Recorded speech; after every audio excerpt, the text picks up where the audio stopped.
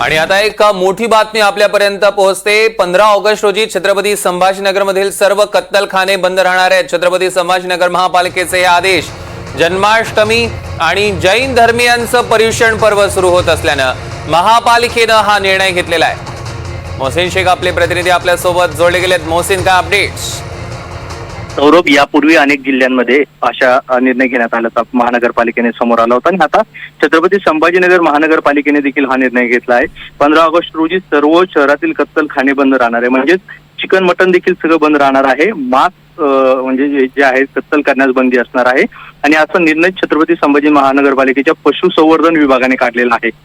15 तारखेला आपण जर बघितलं तर गोकुळ अष्टमी आहे आणि त्यानंतर 20 तारखेला देखील हाच नियम लागू असणार आहे, कारण त्या दिवशी देखील त्यापासून जैन धर्मियांचं ज्याचं पर्युषण प्रारंभ होत आहे आणि त्या या सगळ्या पार्श्वभूमीवर जे आहे तर महानगरपालिकेने जे आहे तर हा निर्णय काढलेला आहे आणि काही वेळापूर्वी हा निर्णय देखील जे आहे तर माध्यमांना देण्यात आलेला आहे।